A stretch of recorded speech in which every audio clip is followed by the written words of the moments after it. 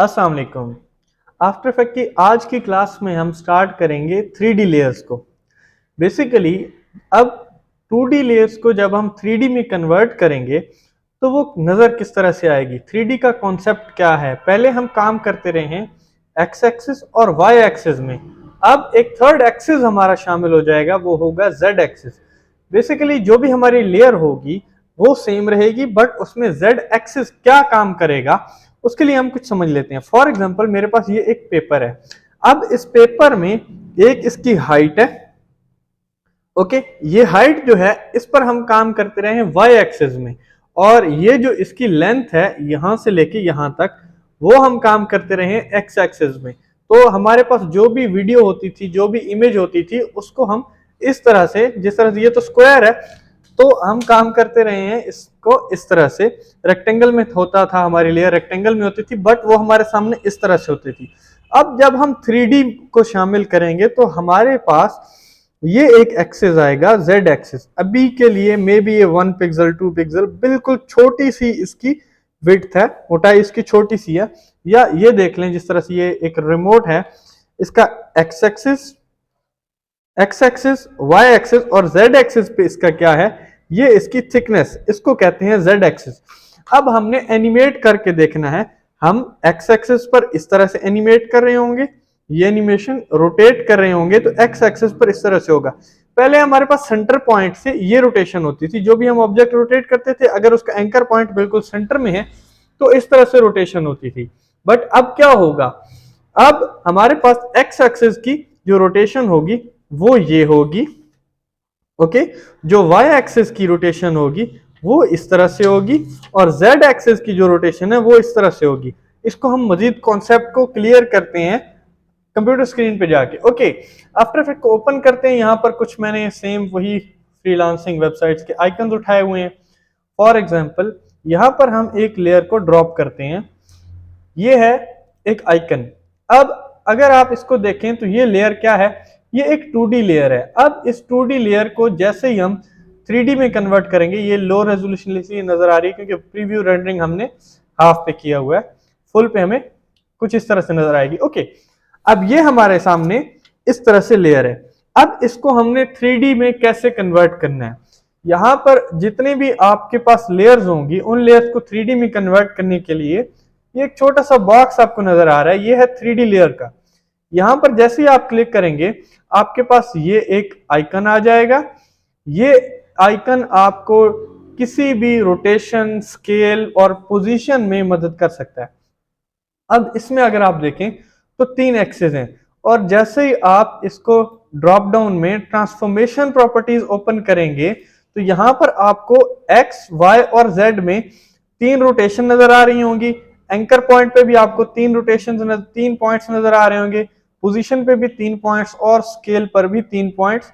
Opacity simple होती है, opacity में कोई थर्ड एक्सिस सेकंड एक्सिस का कोई इन्वॉल्व नहीं होता। तो अब X axis, Y axis, Z axis, basically हम इसको किस तरह से देख सकते हैं। फॉर एग्जांपल अभी हम एक्स एक्सिस की रोटेशन देखते हैं। एक्स एक्सिस पर हमारी इमेज इस तरह से हमारे सामने रोटेट होके आएगी, ये है इसका एक्स एक्सिस, ओके। अगर इसी तरह हम चाहते हैं वाई एक्सिस की रोटेशन, तो वाई एक्सिस हमारे पास ये रोटेशन होगी। अगर हम चाहते हैं जेड एक्सिस तो ये हमारे पास सिंपल रोटेशन जिस तरह पहले हम करते रहे, ये होगी हमारे पास जेड एक्सिस की रोटेशन। इन एक्सिस को आपने समझना है, तब आपका जो 3D लेयर का कॉन्सेप्ट है वो क्लियर होगा। अब हम सिंपल एनिमेशन करते हैं इसको यूज करके। हम चाहें तो एक्स, वाई और जेड को, तीनों कॉम्पोजिशंस को, तीनों रोटेशंस को एक साथ भी एनिमेट कर सकते हैं। अच्छा, अब यहां से ये जो पॉइंट है, ये इसकी जो पोजीशन चेंज कर रहा है वो चेंज कर रहा है वाई एक्सिस में। टॉप टू बॉटम हमारा है वाई एक्सिस, ओके। ये जो है रेड में ये है एक्स एक्सिस। जो इनके तीनों पॉइंटर्स हैं ये हमारे चेंज होंगे पोजीशन चेंज करने के लिए। ये हम चेंज कर रहे हैं एक्स एक्सिस में इसकी पोजीशन, ओके। ये बिल्कुल हमारे सामने है क्योंकि बिल्कुल फ्लैट है, इस तरह से फ्लैट है। जिस तरह से ये जब सामने आता है, जिस तरह से ये एक्सिस, पेपर का एक्सिस हमारे बिल्कुल सामने आया है, तो हमें बिल्कुल एक लाइन फील होने लग जाएगी क्योंकि हमारे बिल्कुल सामने है। इसी तरह से ये भी इसी तरह से लाइन है, लेकिन पॉइंट शो हो रहा है हमें क्योंकि हमारे बिल्कुल सामने आ रहा है। ओके, अब अगर हम इसको बैक साइड पर लेकर जाएंगे तो ये इस तरह से नजर आएगा, अगर आप इसको फ्रंट पे लेके आएंगे तो इस तरह से शो होगा। अभी हमें ये लग रहा है कि इसका स्केल बड़ा हो रहा है या स्केल कम हो रहा है, लेकिन एक्चुअल में इसकी पोजीशन चेंज हो रही है। पोजीशन जब चेंज होती है तो हमें कोई भी चीज, अगर एक चीज हमारे करीब है और सेम साइज की चीज हमसे दूर है, फासले पे रखी हुई है, ओके, अगर सेम साइज है, दो ऑब्जेक्ट हैं सेम साइज है, लेकिन एक हमारे करीब है तो वो हमें लगेगा कि इसका साइज बड़ा है, और एक हमसे दूर रखी हुई है तो उसका साइज हमें कम लगेगा। इसी तरह से अगर ये हमसे दूर होगा ये ऑब्जेक्ट, साइज इसका चेंज नहीं हो रहा, लेकिन ये हमसे दूर है तो हमें फील होगा कि ये साइज में छोटा है। लेकिन अगर ये हमारे करीब होगा तो हमें ऐसा फील होगा कि ये साइज में बड़ा है। एक्चुअल साइज में कोई इसकी चेंजिंग नहीं आ रही होगी, लेकिन हमारा एंगल जो है, हमारी पोजीशन उससे दूर होने की वजह से हमें साइज में डिफरेंस फील होगा। ओके, ये हो गई कि अगर हम एक ऑब्जेक्ट की पोजीशन चेंज करना चाहते हैं तो ये चीज यूज होगी।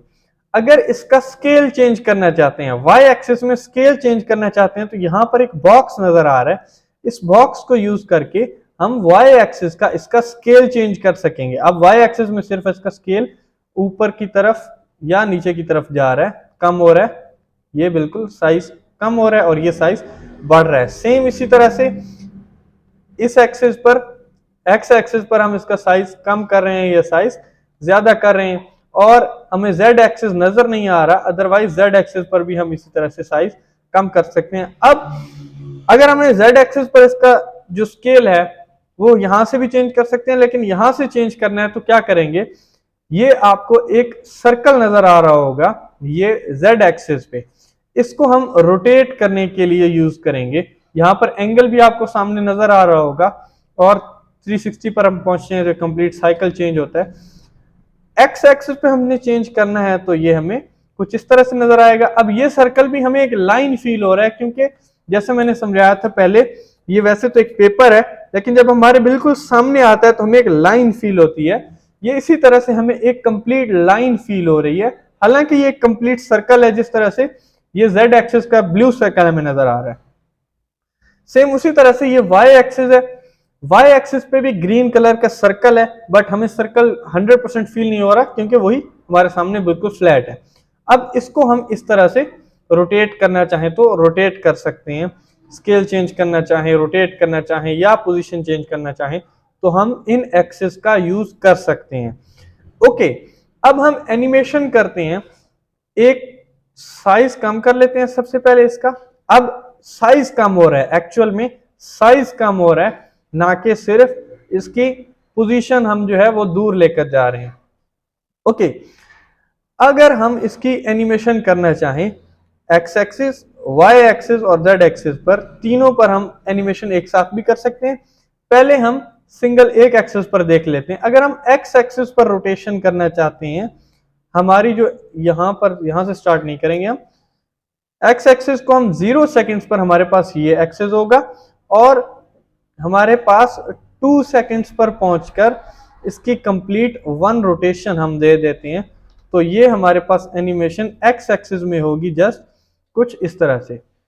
अब ये एनिमेशन जो है जस्ट एक्स एक्सिस में, इसी के साथ हम रोटेशन लगा देते हैं वाई एक्सिस की भी, और सेम वाई एक्सिस जब यहां पर पहुंचेगा तो उसमें भी कंप्लीट 1 साइकिल चेंज हो रहा होगा।